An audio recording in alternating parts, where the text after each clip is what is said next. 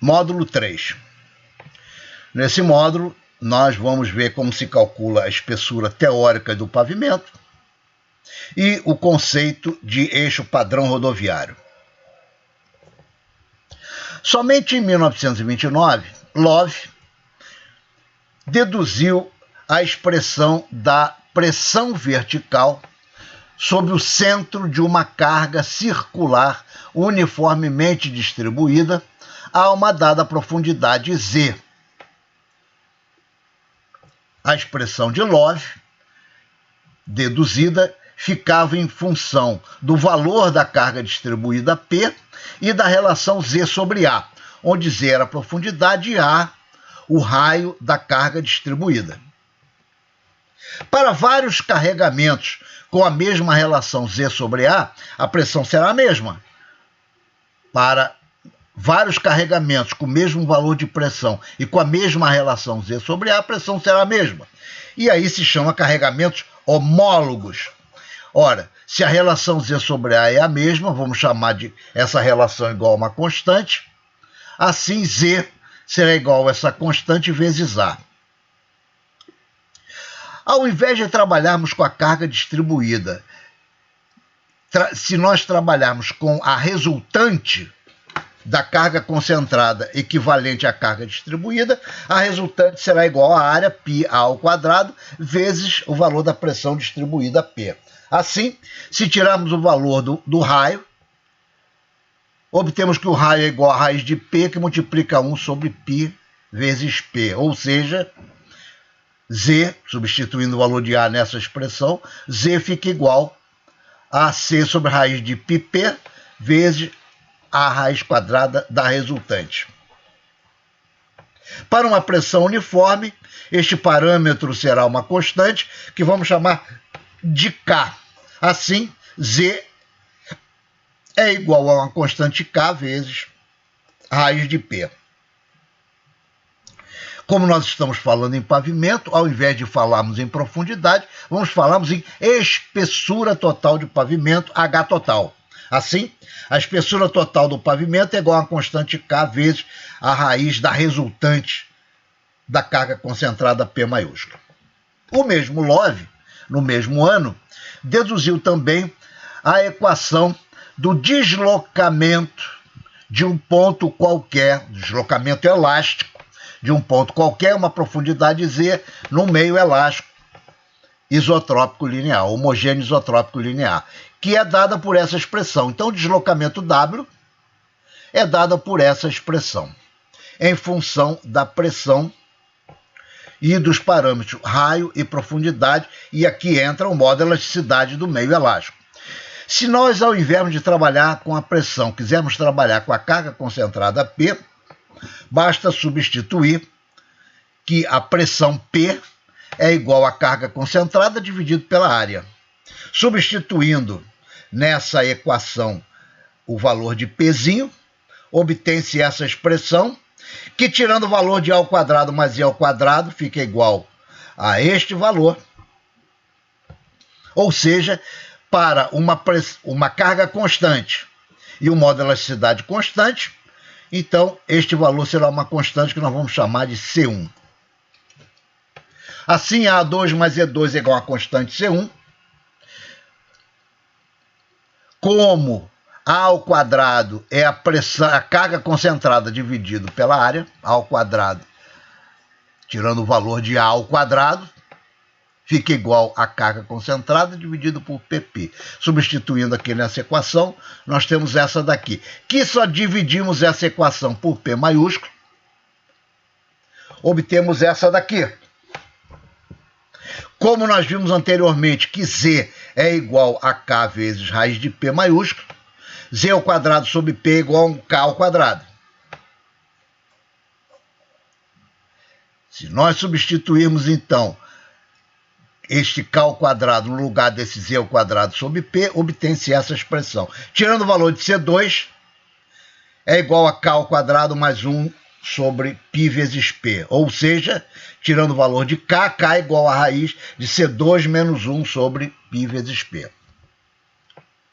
Esses dois pesquisadores, o Turnbull e o Alvin, que eram do Corpo de Engenheiros do Exército Americano, fizeram estudos mostrando que esse valor de C2, ele não dependia, ele era pouco influenciado pela carga, pelo valor da carga, e sim, ele era muito influenciado pelo CBR do subleito. Ele era muito influenciado pelas características do subleito, e eles chegaram a este valor, que C2 era igual a 1 sobre 0,57 CBR. Assim, substituindo nessa equação, obtém-se finalmente a equação do valor do K, que é igual a raiz quadrada de 1 sobre 0,57 CBR, que é o C2, menos 1 sobre π vezes P. Nós já tínhamos deduzido que a espessura total do pavimento era K vezes raiz de P, substituindo o valor de K, chega-se a essa expressão final. Esta foi, então, a primeira expressão analítica do cálculo da espessura total de um pavimento para que a tensão sobre o subleito fique dentro de um valor desejado. Essa é a expressão total do subleito em função da carga e em função do CBR do subleito. Aqui é a carga resultante, aqui é a pressão da carga circular. Pois bem, os dois pesquisadores não pararam por aí.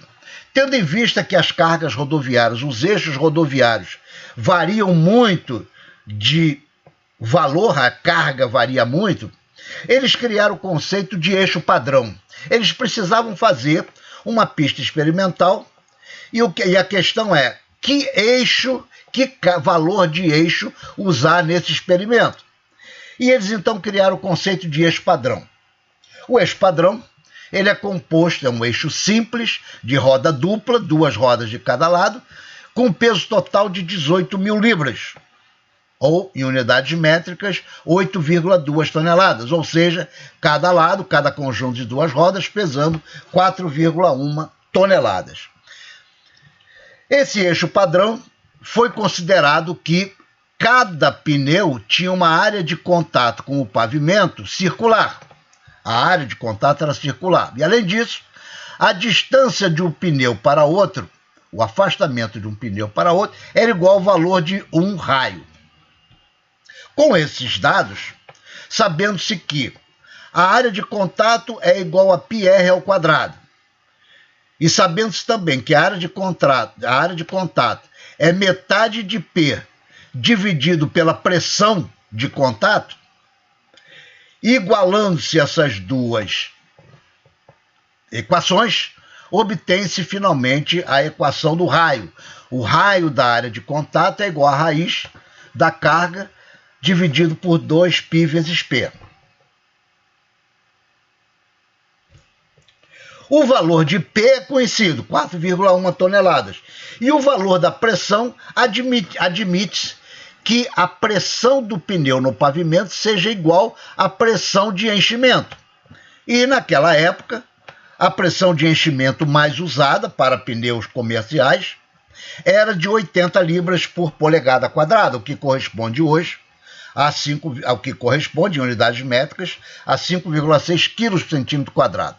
Substituindo-se esses dois valores, a carga total de meio semi-eixo, 4,1, e a pressão 80, substituindo-se nessa equação, obtém-se o valor do raio da área de contato pneu e o pavimento. Dessa forma, a geometria do eixo padrão fica definida como sendo, então, 2 círculos de raio 10,8 centímetros, afastados entre si também de 10,8 centímetros. Com esse valor de eixo, foram construídos pavimentos experimentais. E o experimento consistiu de: foram executados pavimentos calculados através daquela equação deduzida analiticamente.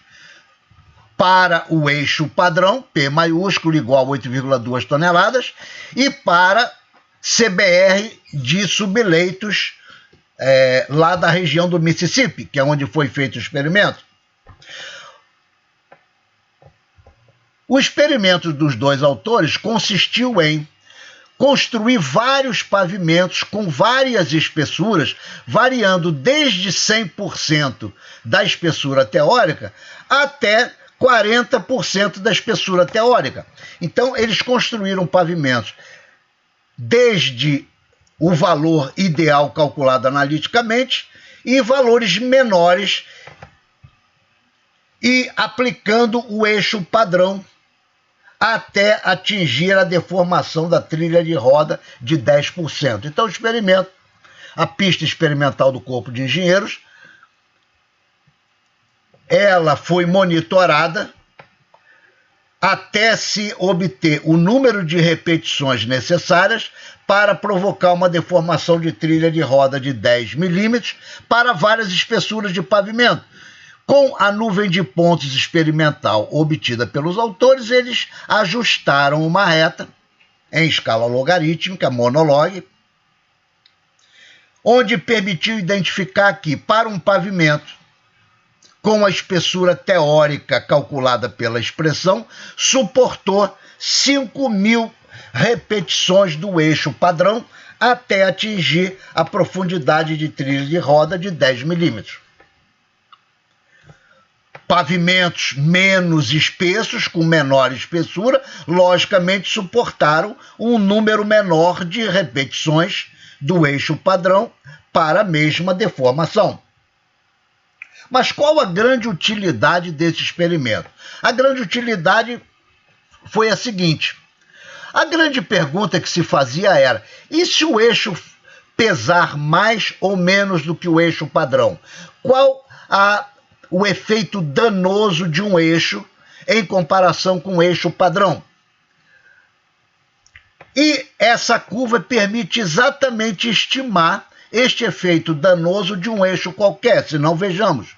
Vamos admitir que se queira calcular o efeito danoso de um eixo de 11 toneladas. Quantas repetições seriam necessárias para que um eixo de 11 toneladas provocasse o mesmo dano? Ora, se o CBR não mudou e a pressão do pneu não mudou, a espessura necessária do pavimento para uma carga de 11 toneladas será igual à raiz de 11 dividido por 82, ou seja, será necessário um pavimento com 116% da espessura teórica para uma carga de 8,2, já que essa curva é para a carga de 8,2. Ora, se um eixo de 11 toneladas exige um pavimento com 116% da espessura de um eixo com 8,2, e se nós entrarmos na curva para um pavimento com espessura de 116% do eixo padrão, nós vamos obter 25.000 repetições. O que isto está significando?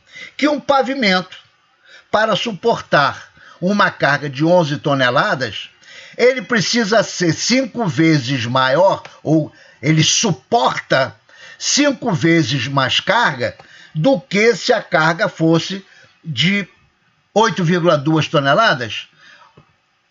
Ou seja, o pavimento executado para suportar uma carga de 11 toneladas, ele suporta, na verdade, 25.000 coberturas do eixo padrão. Isso significa que cada carga de 11 toneladas vale 5 cargas ou 5 passadas do eixo de 8,2 toneladas. Por quê? Porque 100% do pavimento ele suporta 5.000 passadas, logo para 116 ele suporta 25, significa que um eixo de 11 toneladas exige um pavimento que suportaria 5 vezes mais passadas do eixo padrão. Assim, uma carga de 11 toneladas vale por 5 eixos padrão de 5,8. Cada passada de um eixo de 11 vale 5 de um eixo de 8. Se nós fizermos essa conta para todos os outros valores de eixo, a gente pode traçar uma curva, que foi o que eles fizeram. Nós podemos traçar umas curvas de equivalência de carga para vários valores de carga, qual o fator de equivalência? Em função das curvas, isto para eixo simples, para eixo tandem duplo, que são duas rodas juntas, ou para eixo tandem triplo. Nós podemos transformar essas curvas em equações, que foi o que eles fizeram, e essas equações estão apresentadas nesse manual de reabilitação de pavimentos. Assim, para eixo simples, tanto faz roda simples ou roda dupla, eixo simples, se o valor da carga estiver entre 0 e 8 toneladas, o fator de carga pode ser dado por essa expressão. Se a carga for maior do que 8, o fator de equivalência de carga vale essa expressão. Para eixo tandem duplo, se ele pesar de 0 a 11, é essa equação, mais do que 11, é essa equação. E o eixo tandem triplo, se for de 0 a 18, é essa equação, mais que 18, é essa equação. Na verdade, ao invés de usar uma equação única para cada curva, eles dividiram em dois trechos para um melhor ajuste da equação. Então, cada curva dessa está dividida em dois trechos. O que é importante observar é que o valor da carga equivalente, ele tem um expoente bastante elevado, em torno, o valor médio desse expoente tem um valor de 4, ou seja, o dano ao pavimento que provoca uma carga é proporcional à quarta potência dessa carga. O que isso significa na prática? Se nós dobrarmos o valor da carga por eixo, é a mesma coisa do que multiplicar por 16 o dano no pavimento. Então, o dano ao pavimento é proporcional à quarta potência da carga. Esse experimento desses dois engenheiros do Corpo de Engenheiros do Exército Americano foi nos anos 50 e, na mesma época, no final dos anos 50, logo depois, no final dos anos 50 e até o 1960, a Asto americana fez um experimento semelhante, mas muito mais completo. Eles fizeram 6 pistas experimentais, 6 loops, sendo 6 loops grandes e 2 pequenos, com pavimento, tanto pavimento flexível quanto rígido. Essa pista experimental deles era composta de 6 circuitos, com 13 quilômetros de extensão. Esse experimento foi no estado de Illinois, na cidade de Illinois, no estado de Ottawa. Aliás, ao contrário, cidade de Ottawa, no estado de Illinois. Esse experimento é considerado, até hoje, o maior experimento em escala real já feito pela engenharia rodoviária. É utilizado até hoje. Hoje existe um trecho que é monitorado, estudando-se o efeito da degradação ambiental sobre pavimentos. Então, até hoje, ele é utilizado experimentalmente. E naquela época, então, eles aplicaram um conjunto de cargas bastante variados e com bastante intensidade. O local onde foi feito o estudo é um local onde chove relativamente pouco, 700 milímetros por ano. É um lugar de muito clima, muito frio. O congelamento atinge 70 centímetros de profundidade, com 12 ciclos de gelo e degelo no ano. A temperatura média do ar de 24 a -3. O subleito é formado de solo A6 com CBR 2A4, solo bastante fraco. Eles usaram apenas um tipo de concreto asfáltico e um tipo de concreto de cimento Portland. Isso a gente sempre tem que levar em conta, porque é um experimento que ele foi aplicado a uma condição somente. Então, muito cuidado, temos que ter muito cuidado ao extrapolar esses dados para outra região. Então, como eu disse, são 4 circuitos grandes e 2 pequenos, e foi aplicada 1 milhão de repetições da carga de eixo, onde a carga variou desde 900 quilos até o eixo de 22 toneladas. Então, houve uma variação muito grande da carga por eixo. O tráfego é contínuo uniforme. Segundo Publicações da época, esse experimento custou 27 milhões de dólares. Para o ano 50, 60 era uma fortuna. E como resultado desse experimento, foram publicados os diversos guias da ASTO, Guia de Projeto de Pavimentos. O primeiro em 62 e o último, que ainda está em vigor, é de 2002, que pode ser baixado nesse site. O mais interessante desse experimento é que eles chegaram a valores de carga equivalente não iguais em valor absoluto, mas em valores relativos bem próximos do corpo de engenheiros. Chamando esse fator de equivalência de EALF, Equivalent Actual Load Factor, que é o fator de equivalência em função da perda de serventia, aí foi a diferença do experimento deles, enquanto que o corpo de engenheiros fez um experimento analisando, observando o afundamento da trilha de roda, a deformação plástica, na pista da ASTO, eles avaliaram, observaram a perda de serventia do pavimento. Lembrando que a perda de serventia é avaliada através daquela nota 0, 1, 2, 3, 4, 5, ótimo, bom, regular, ruim ou péssimo. Então, normalmente, o pavimento, ao ser executado, ele tem uma nota próxima de 5, e à medida que o tráfego vai passando, essa nota vai baixando.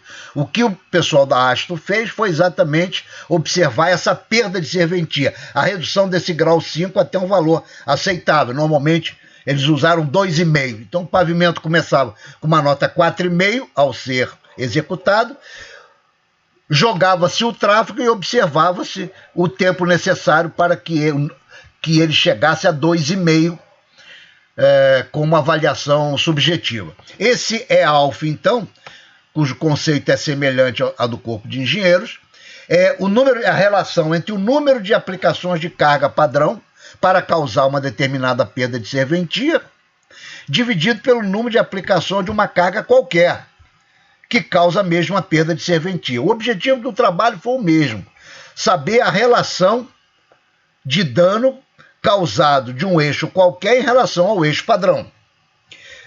E as equações que eles chegaram estão mostradas aqui.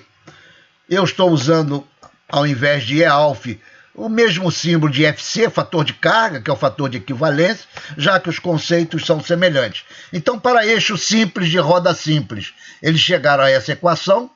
O eixo simples de roda dupla, esta equação. O tandem duplo, essa equação. E o tandem triplo.